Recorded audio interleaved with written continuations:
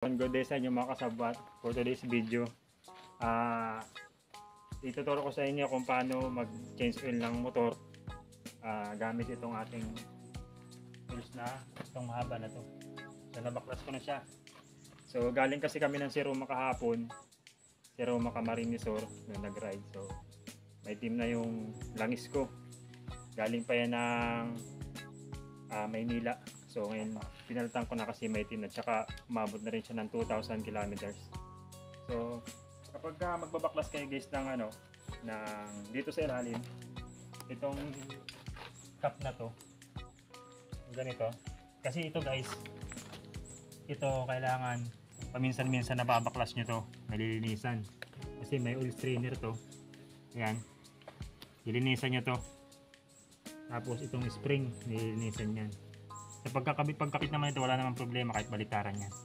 Basta ito lang, kailangan nakaganon siya. So ito, kailangan malinis. Gagamit ka ng ganitong tools. Yung ganitong sakit na animan. Kasi madalas sa mga nag-DIY ng ganito, nawawasak to. Ayan o, gaya nito, na bungi. Pag gumagamit ka ng open wrench o kaya yung box wrench, minsan kumakalpos, ganyan ang nangyayari. So ay gagamit ka ng ganitong tools. Yung ganito, may mahaba siya kasi yung persa, mas magandang gamitin to. Maganda yung persa niya, kahit mahigpit, mabubuksan mo lang dandahan.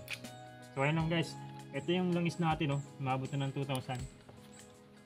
Pakita mo, ganito ang itsura niya. Ayan, may team. So ang ginagamit ko lang na langis guys, ganito lang, simula nung una. Ganito lang ginagamit natin langis, Honda Pro. Okay naman siya, maganda naman gamitin, di naman yan maingay.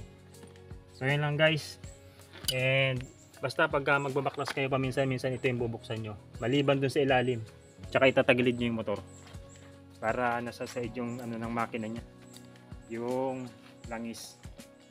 So yun lang guys, mamaya papakita natin. Tsaka 1 litro, sa mga nagtatanong pala ng pwedeng 9mm o 1 liter, pwede naman, wala namang problema kung ilan ang ilagay nyo. Huwag lang susobra sa 1 litro.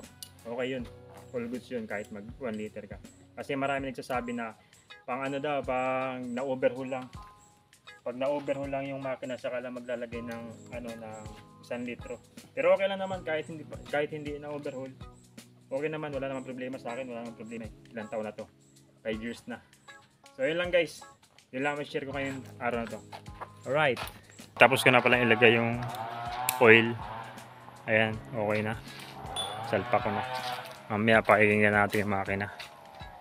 Bilis lang patuloy niya. Pag doon nagbubukas kasi mas mabilis tumulo yung yung langis. So para mas mabilis tumulo, ganito lang yan guys. Buksan nyo muna to bago nyo buksan yung kabila, para pag na langis dire-diretso kasi may hangin na pumapasok. Yan, ito muna bubuksan nyo bago nyo buksan yung alin man sa dalawa, para mabilis tumulo yung langis. Tapos itatagilid nyo yung motor or iikutin nyo tong gulong para yung mga nakasingit dun sa makina bumaba siya pababa. Kasi kung hindi nyo iikutin to, yung ibang nasa taas nandun lang yun, matagal yung bumaba, lalo na kung malapit yung gamit yung langis. So ito yung isang motor, inaayos din. Palitan din niya ng langis kasi may biyahe bukas. Ayan, naayos yung sprocket. So ito yung ginagamit niyang dyan, Yamalub 20W50. Nakadalasan din ginagamit dun sa mga TMX, kagaya ng ibang mga gumagamit ng Alpha. 20W50 ang ginagamit nila dahil pang biyahe sa tricycle. Ganyan, dito single naman to, kaya okay lang kahit malabnaw dyan.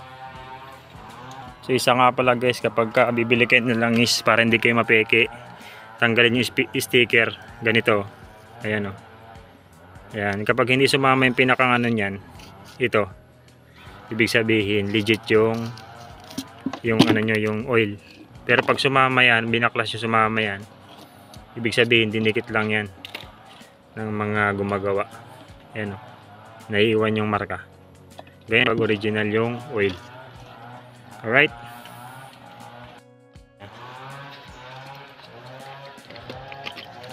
Yun, record natin 53,075. Ayan, na-change oil. Para natin kung kailan tayo mag-change oil ulit. So, check natin yung makina.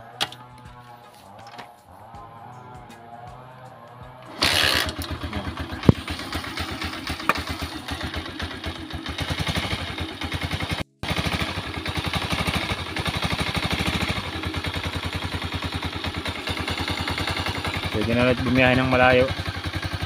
Bukas ride ulit kami bago ako umuwi ng Maynila. Alright.